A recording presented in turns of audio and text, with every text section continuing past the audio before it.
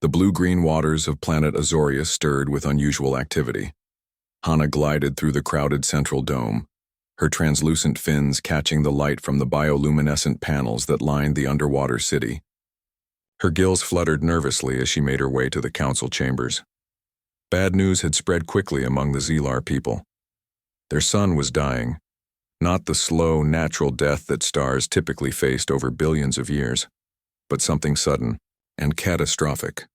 The stellar anomaly had appeared just 3 months ago, a strange dark spot that grew larger each day, disrupting the delicate balance of radiation that sustained life on their world.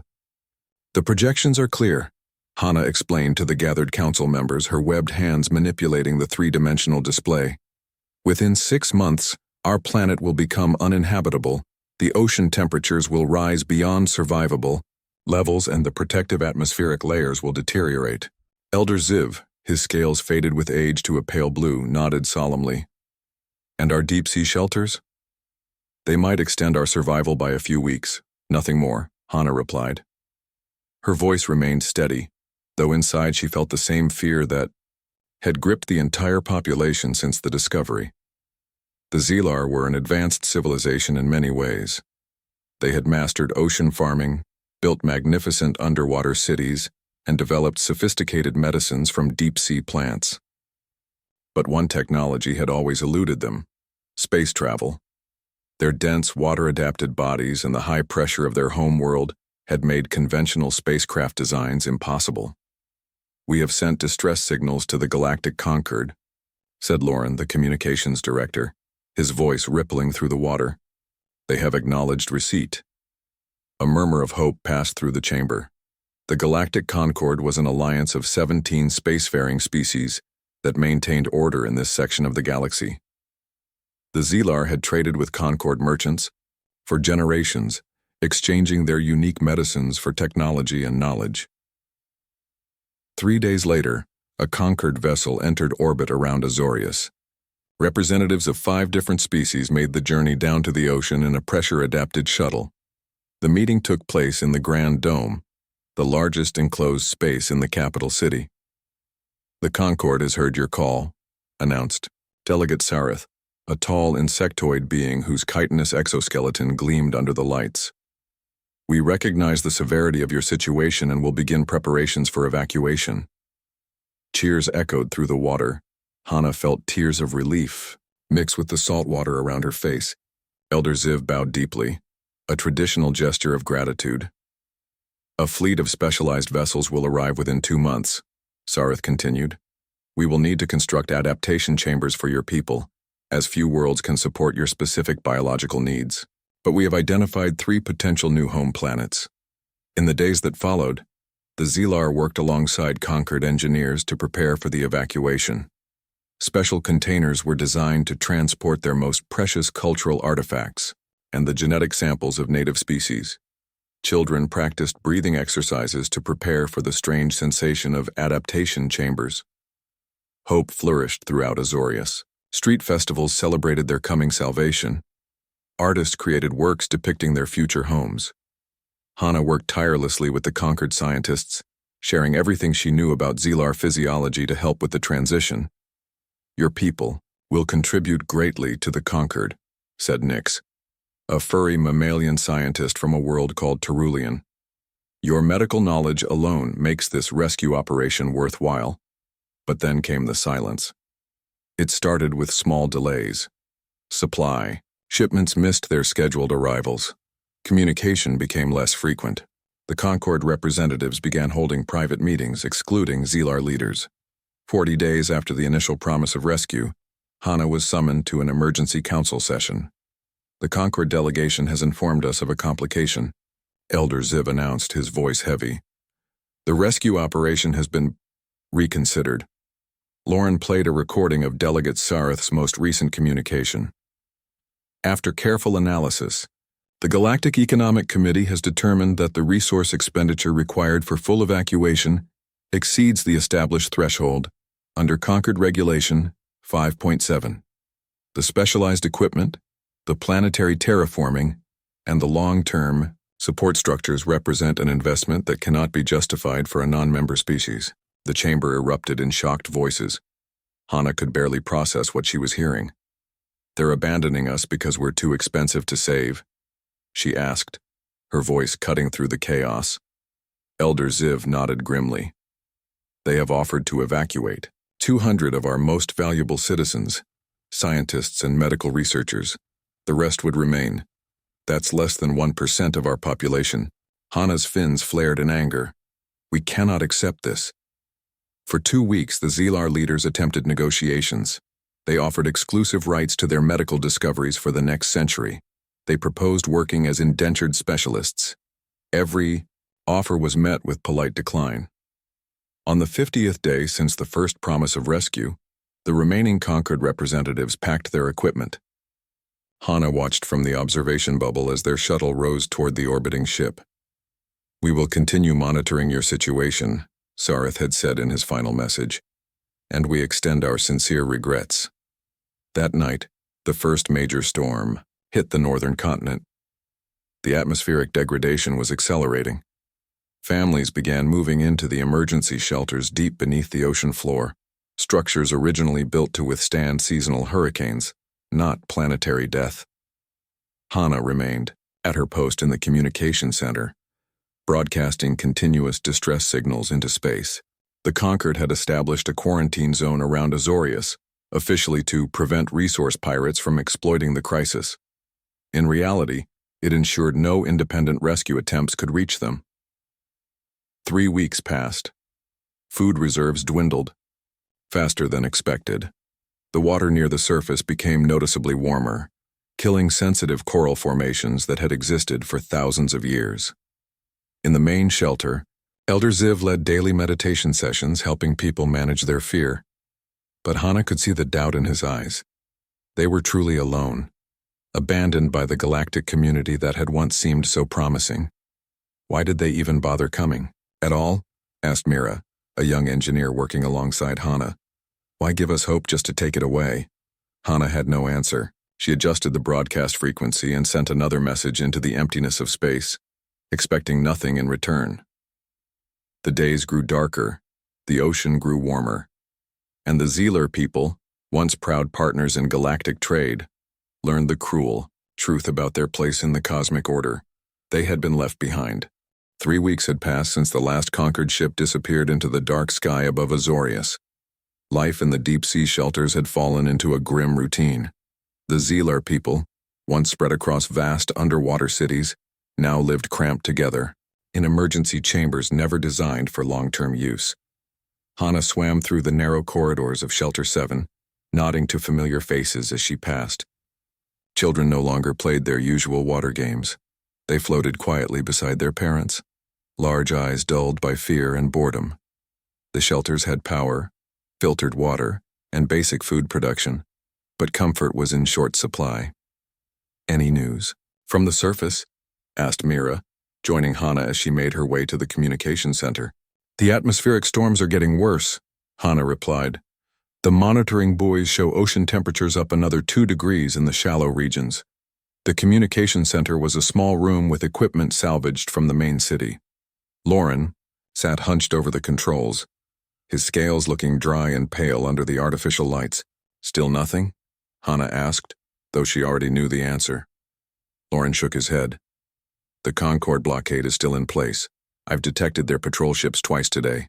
They're making sure no one comes to help us." "But why?" Mira's fins fluttered in frustration. "Why use resources to keep others away instead of just helping us themselves?" "Politics," Loren said simply. "If independent rescuers saved us, it would make the Concord look bad. Better we die quietly than become proof of their failed moral obligations." Hana took her place at the second communication station. Her job was to keep broadcasting distress signals on all frequencies, hoping someone might ignore the blockade. The work was mostly pointless, but it gave her purpose. "Elder Ziv wants to see you when you're done," Lauren mentioned. "Council chamber in 2 hours." The council chamber in Shelter 7 was nothing like the grand dome of their city. Just a slightly larger room with a round table made from salvaged materials.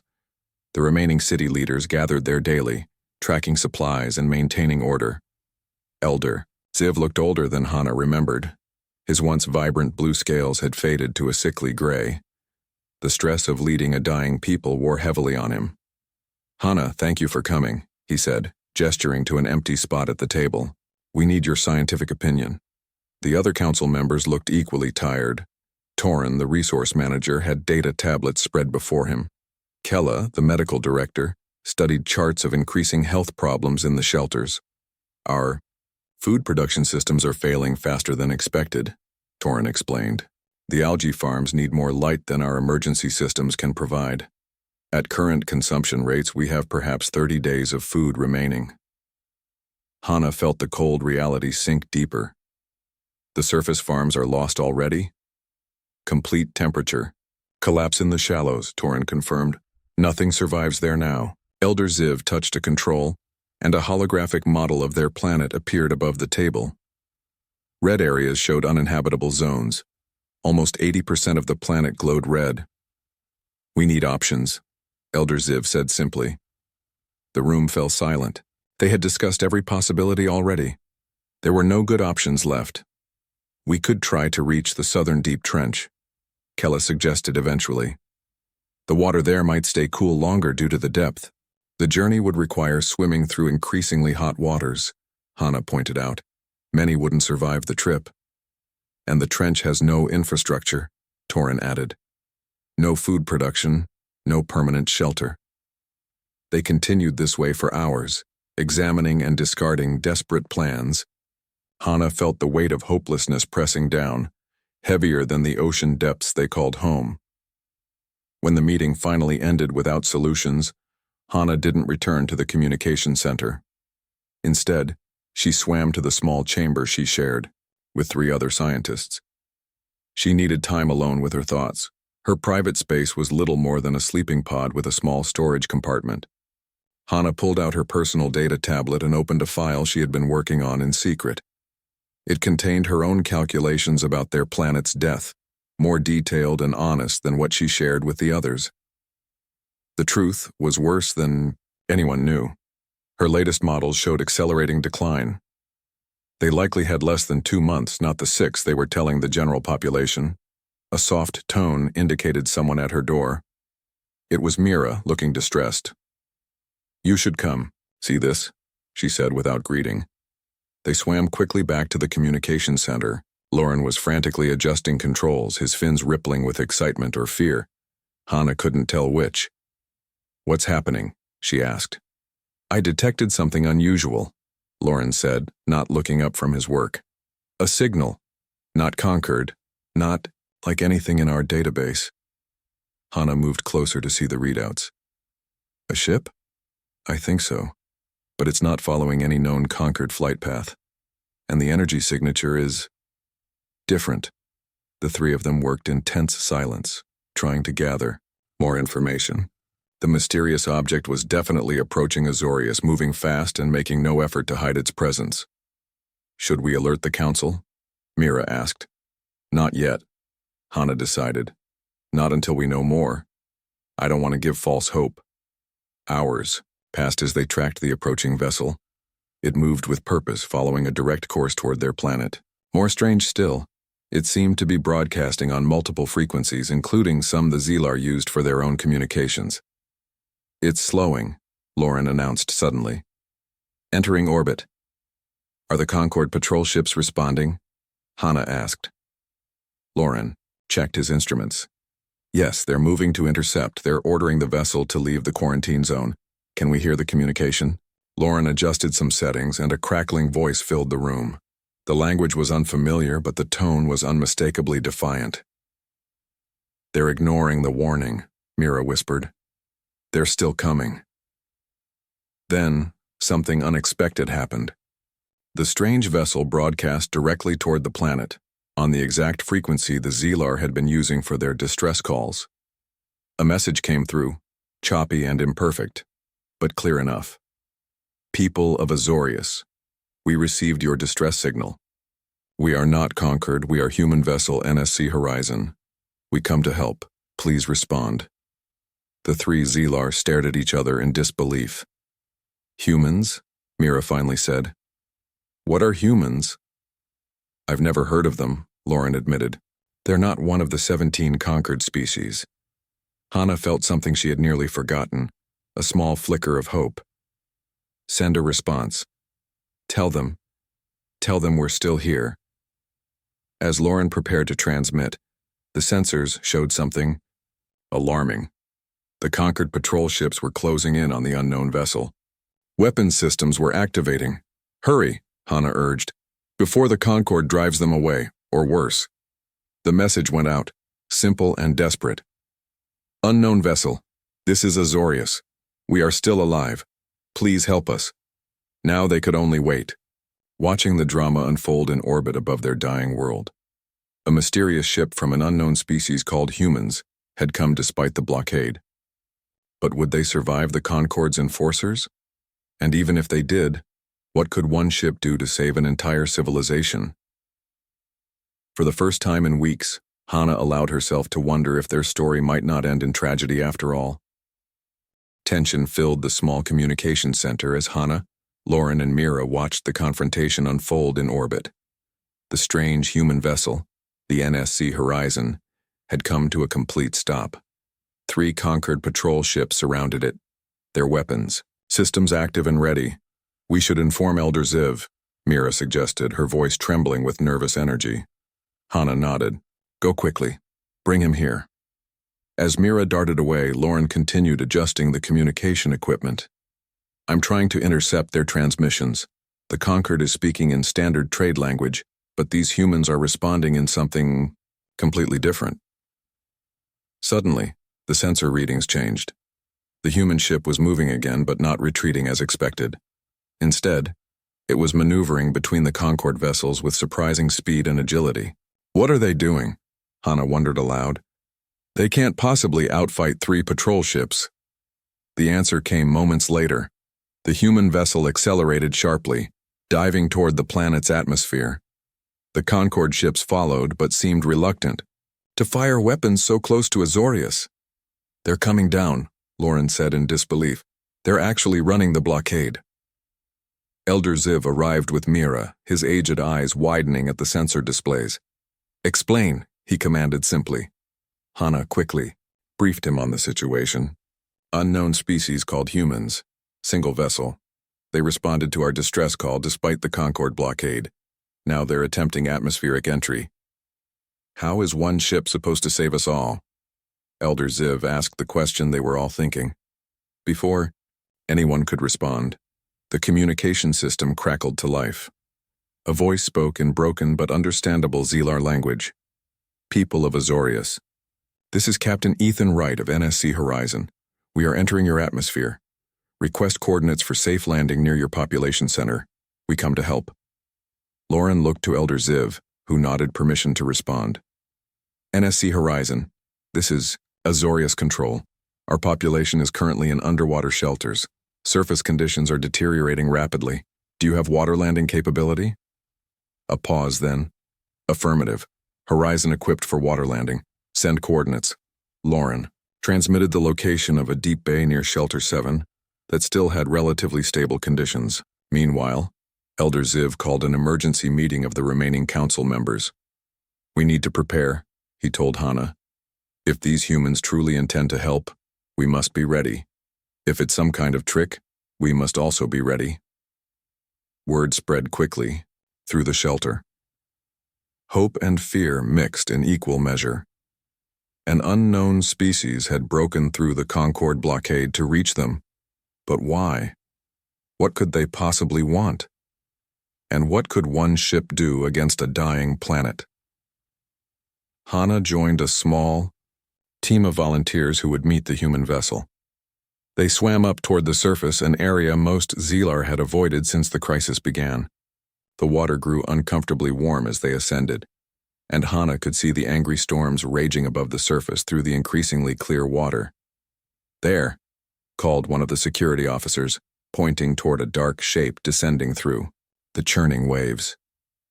The human vessel was smaller than Hana had expected, nothing like the massive Concorde ships that had first promised rescue. It was angular and functional looking, with none of the elegant design typical of advanced spacefaring civilizations. As it submerged, lights activated along its hull, illuminating the darkening waters.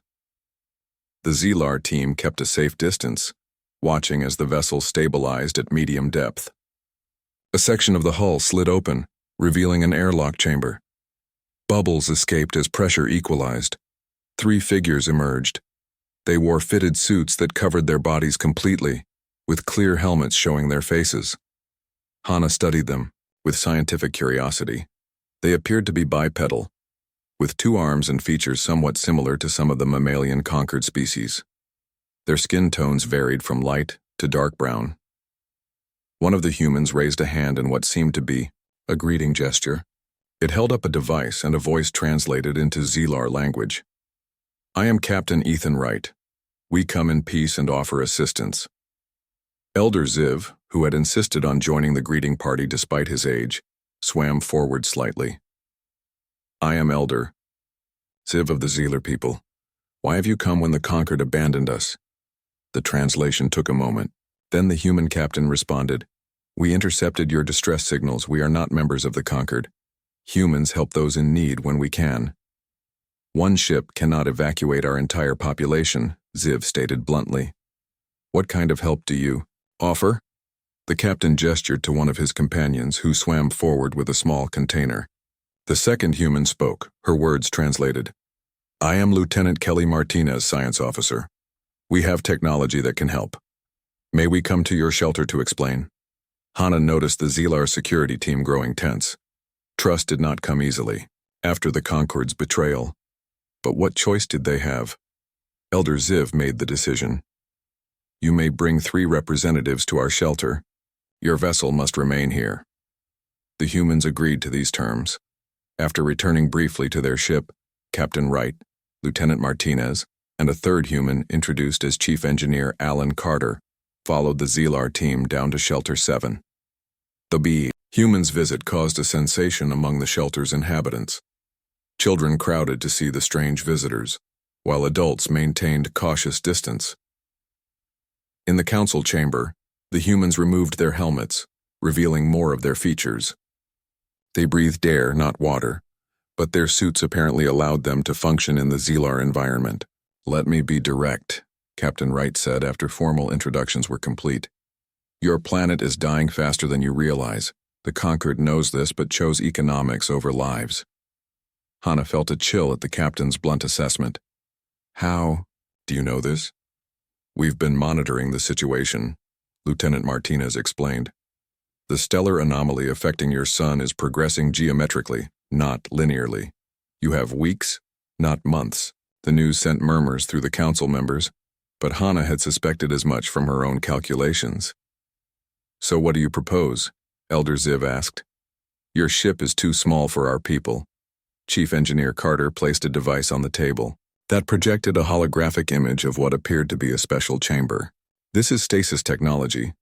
We can compress your biological forms temporarily for transport. It would allow us to carry your entire population." "Compress?" Kella, the medical director, looked alarmed. "That sounds dangerous." "It is not without risk," Martinez admitted. "The Concord considers this technology experimental and unsafe, but we've used it successfully in emergency situations." Elder Ziv's fins flared with sudden anger. "So we are to trust untested technology from an unknown species when the Concord deemed us unworthy of saving?" Captain Wright leaned forward, his expression serious even to Zelar eyes unaccustomed to human faces. "Elder Ziv, I understand your skepticism, but consider this. We broke through a blockade to reach you. We risked our ship and our lives. We gained nothing material from this rescue." "Then why?"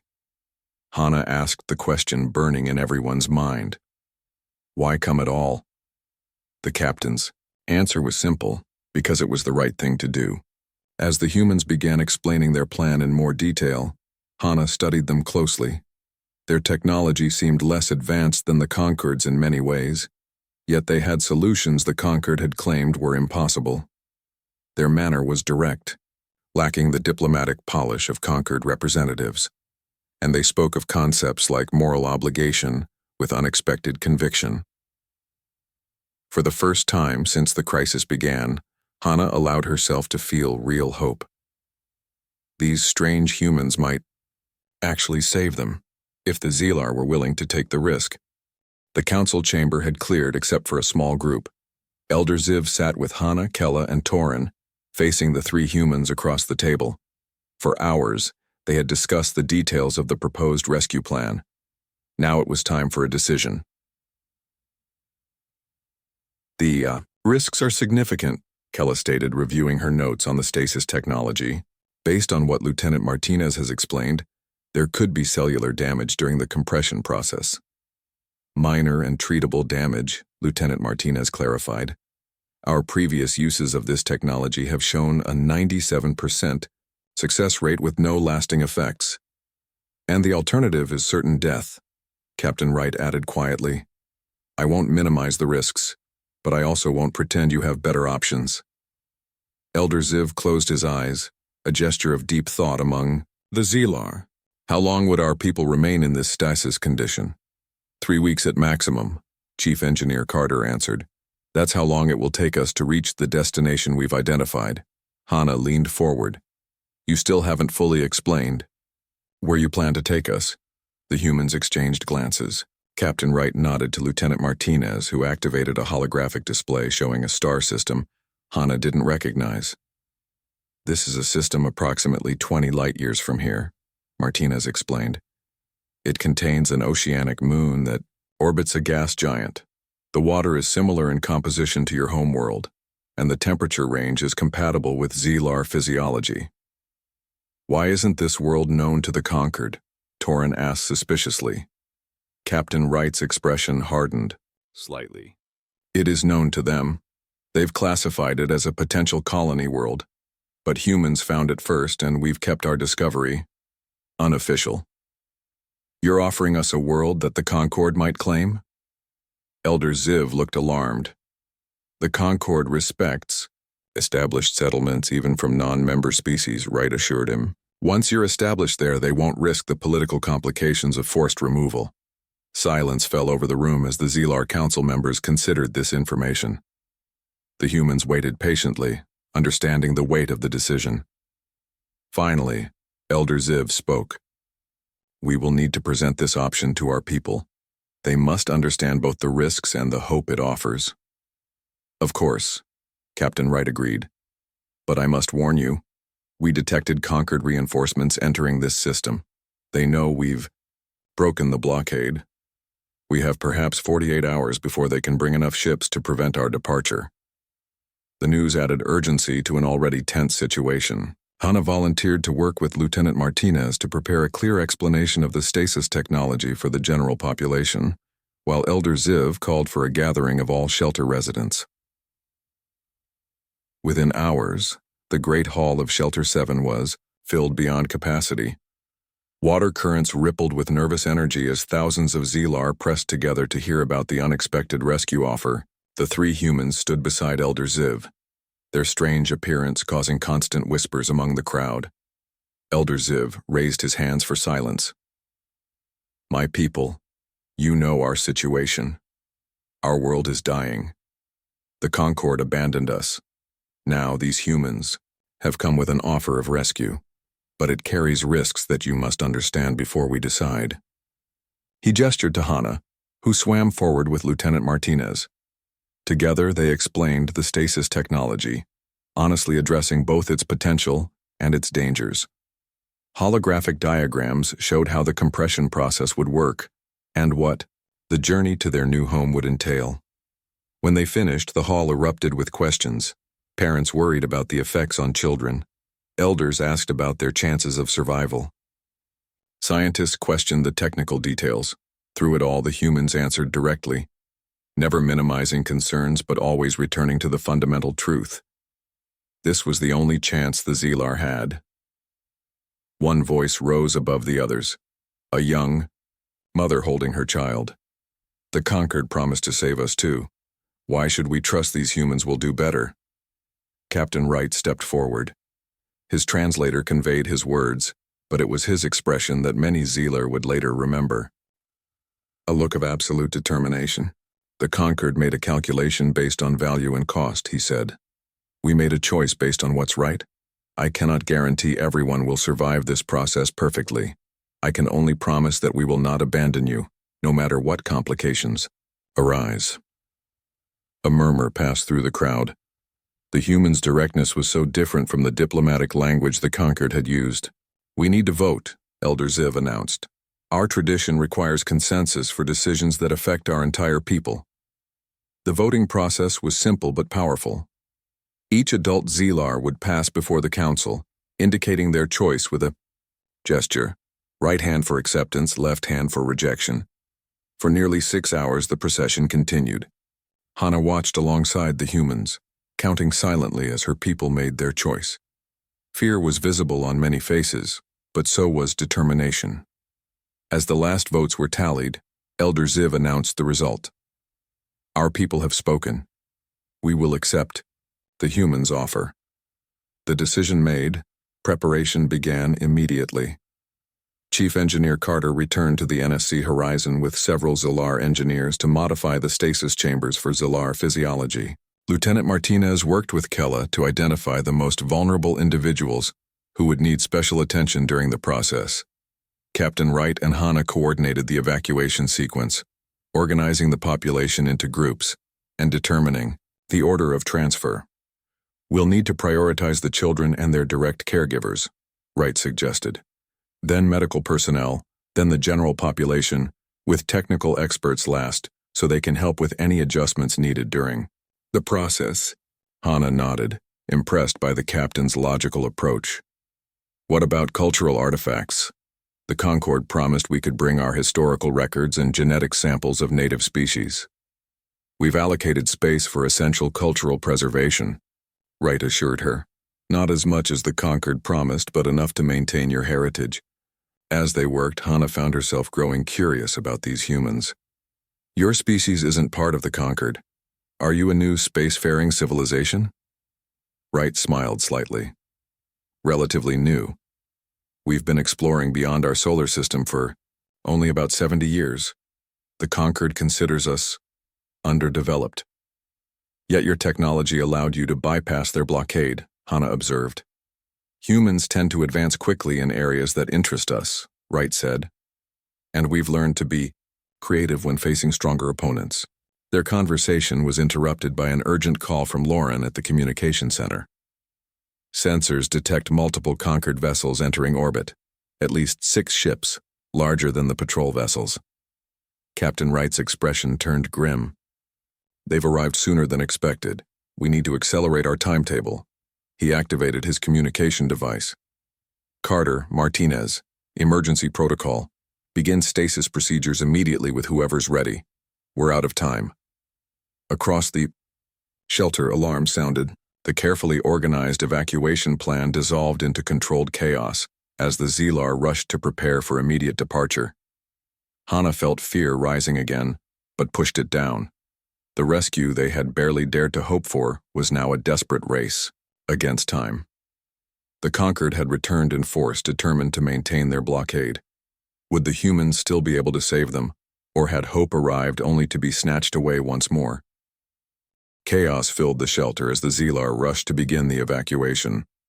Families gathered their few permitted belongings, while medical teams prepared the most vulnerable. Hana worked alongside Captain Wright, coordinating the first groups to be transferred to the human vessel. The first stasis chambers are ready, Lieutenant Martinez reported through the communication system. We can begin processing immediately. Start with the children and medical priority cases, Wright ordered. Hana, can your people be ready in 15 minutes? Hana nodded, though her heart raced with fear and doubt.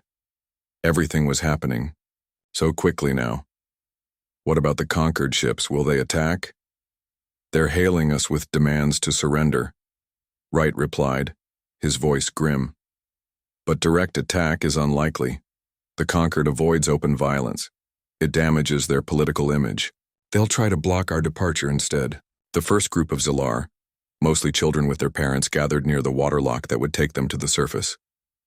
Many looked terrified, their fins quivering with anxiety. Elder Ziv moved among them, offering calming words and reassurance. Hana approached a small girl who was crying quietly, her mother trying to comfort her. "Hello, little one," Hana said gently. "I know this is scary, but the humans are going to help us find a new home. A beautiful ocean where you can swim freely again." The child looked up with large, frightened eyes. "Will it hurt?" Hana hesitated. The stasis process was untested on Zelar physiology. "It might feel strange, like a long sleep, but your mother will be with you the whole time." Transport shuttles from the NSC Horizon arrived to carry the first groups. Unlike the elegant vessels of the Concord, these were simple, functional craft, clearly designed for efficiency rather than comfort. Chief Engineer Carter supervised as the Zelar boarded. "We'll take 20 at a time," he explained to Hana. "The stasis process takes about 10 minutes per person, so we need to maintain a steady flow." The evacuation began in earnest. Shuttle after shuttle carried Zelar to the waiting human ship. Hana remained in the shelter, organizing the groups and maintaining order. Reports came back regularly. The stasis process was working, though. Some individuals showed signs of minor cellular stress. 6 hours into the operation, Lauren rushed to find Hana. "The Concord ships are moving. They're taking up positions around the human vessel." Hana immediately contacted Captain Wright, who had returned to his ship. "The Concord is surrounding you. What's happening?" "They're preparing to lock us down with tractor beams," Wright replied, his voice tense but controlled. "We've processed about 40% of your people. We need to speed up." Over the next few hours, the evacuation became increasingly frantic. The carefully organized groups gave way to larger, less structured transfers. Medical staff worked continuously, monitoring each Zelar who underwent the stasis process. Minor complications arose. Some individuals showed stronger reactions to the compression, requiring special attention.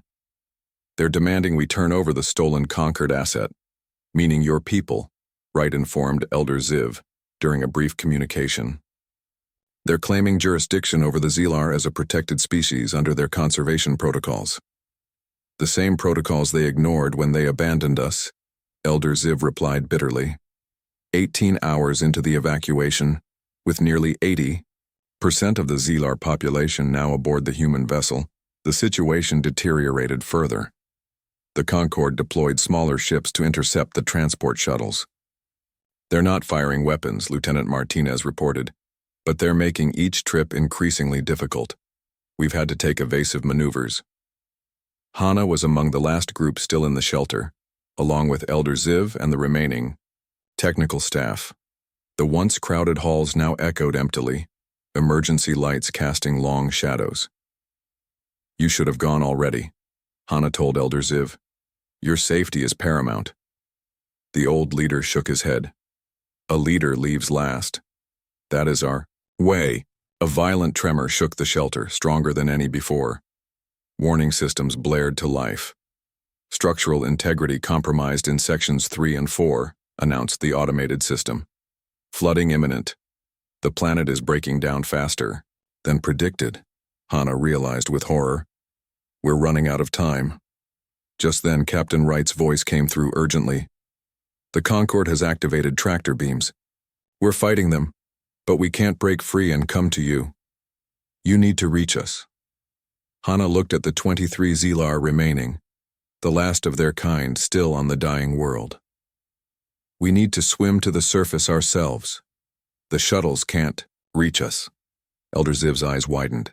"The surface waters have become toxic. Many of us won't survive the journey. We have no choice," Hana said simply.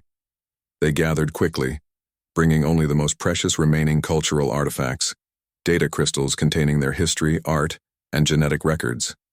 Then they sealed their breathing membranes as best they could and began the dangerous ascent. The water grew hotter and more acidic as they neared the surface. 2 elders began struggling, their movements slowing. Younger Zelar supported them, refusing to leave anyone behind. Hana led the way, using a portable scanner to find the least contaminated path. When they finally broke the surface, the scene above was chaotic. Massive storms raged across the sky. The human vessel, NSC Horizon, was visible in the distance, surrounded by a web of energy beams from the Concord ships trying to hold it in place. Small transport shuttles darted between energy pulses, attempting to reach the swimmers.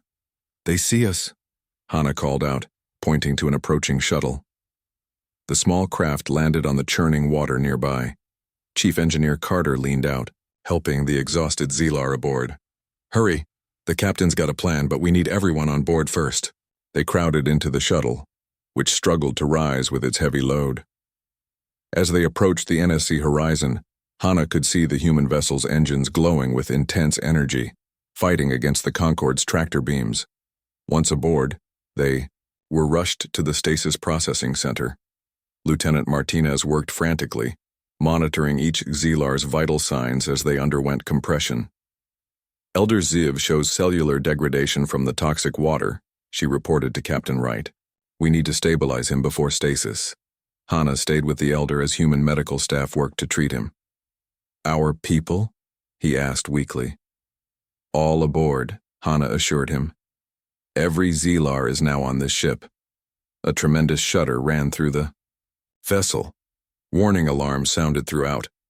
Hull integrity at 70%, announced an automated voice. Tractor beam stress exceeding design parameters.